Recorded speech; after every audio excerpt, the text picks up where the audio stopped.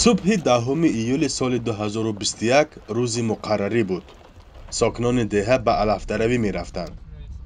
فردوس 14 ساله و فیض‌الدین 7 ساله در این منزل خواب بودند.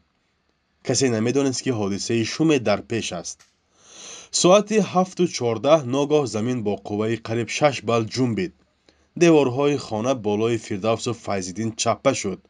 آنها به خواب ابدی رفتند. خیلی آدمای همسایه اومدن کندن او را برآوردن. دن و ساق از بچه‌ها دختریانمون. در زمین لرزه یک سال پیش همسر این مرد هم به هلاکت رسید.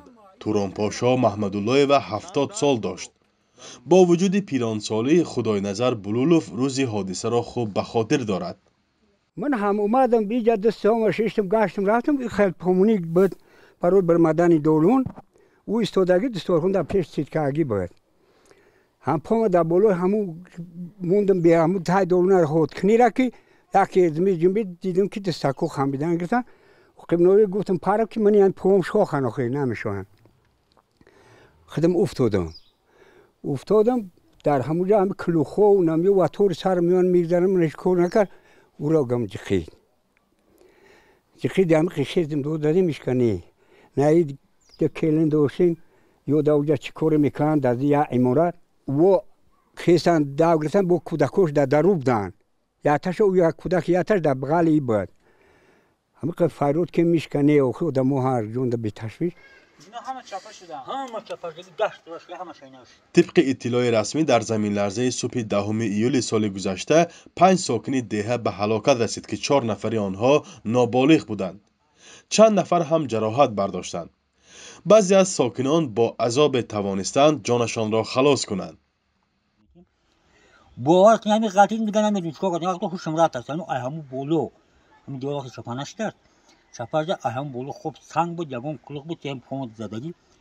هم یا وقتی میشن سر نمیزنه هم میخریم چاخو زمین جمیده است خرو نمینه همین جتا اومده است همین بابور دستم خاطی کارو کرده هم خوشنگ با این پمپ خیزم میخیزم پونه که چپانه میگرده و وقتی میگم تا کالوشون نمیخریم نمی فرم خاطی یالده هم همین پوش کاسا مایده که بیست سومو انجام بود هم داخل خالوگم من همین دلم یاگه مثل چیزی همین سوزی دلی خودم پاس نگردم نه خونه را دود زدم کودکو خوب نن خرج خاکی هم تا خوکلو هم تا بلوش هم استوتا خونوش گرده ایستان هم برو مدن اثبات کردن یگون چی نشید خدمتگاه بور کردن هم درست بالانسه کردم.